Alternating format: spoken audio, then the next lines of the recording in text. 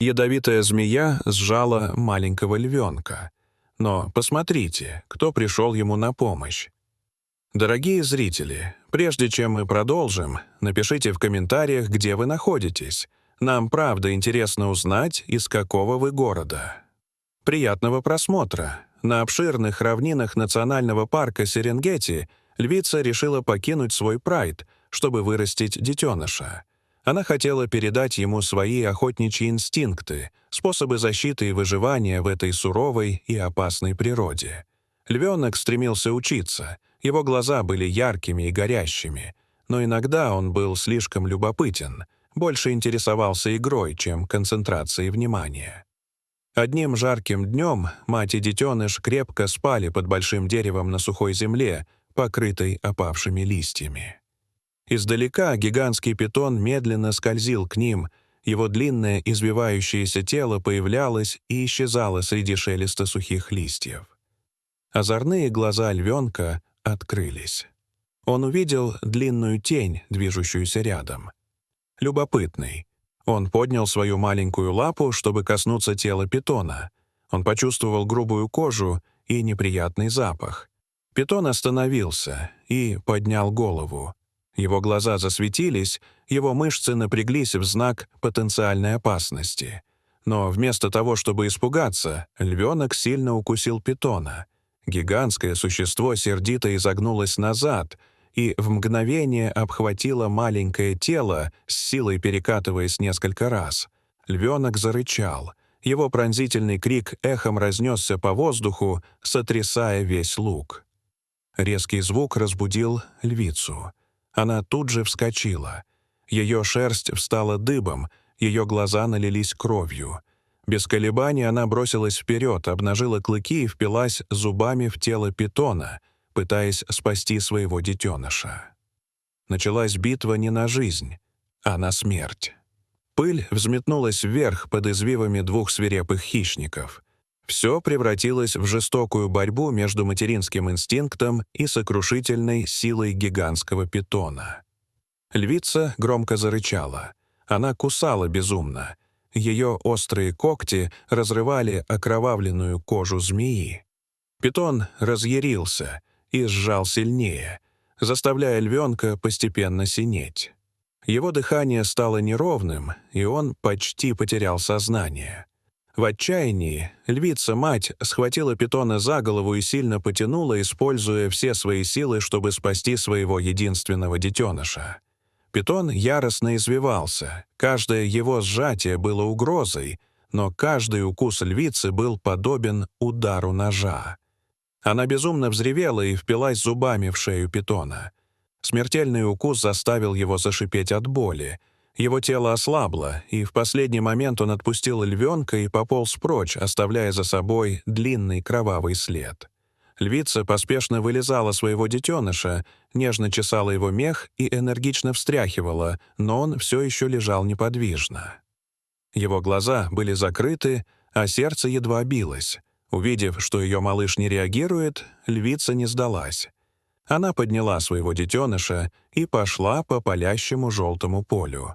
Каждый шаг был тяжелым, но ее глаза оставались решительными, как безмолвный крик о помощи, посланный к небесам и земле.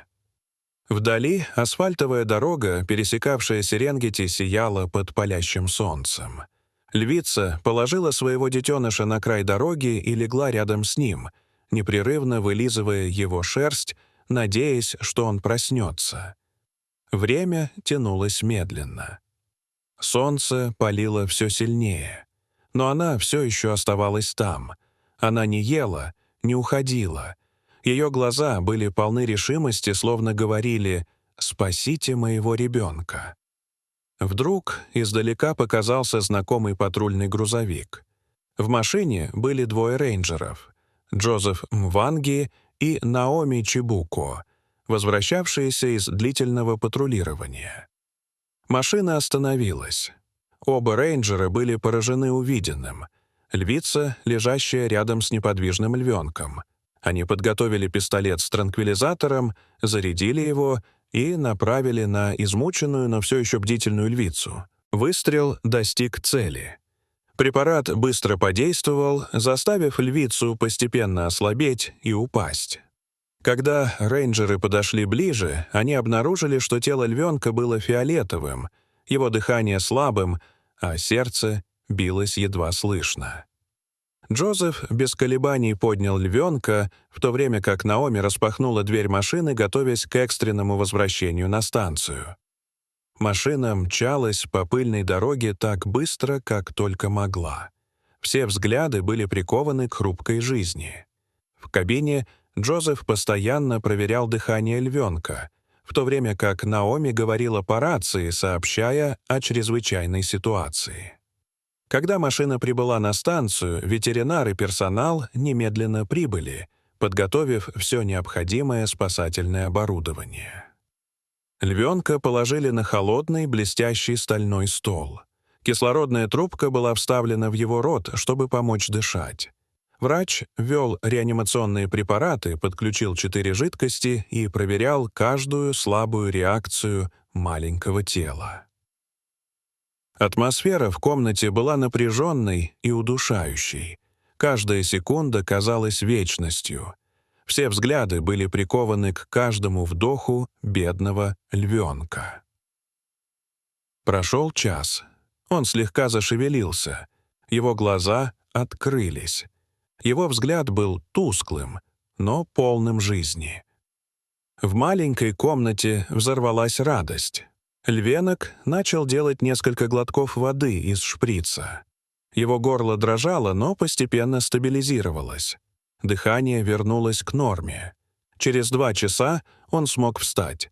Он шел неуверенно, но решительно.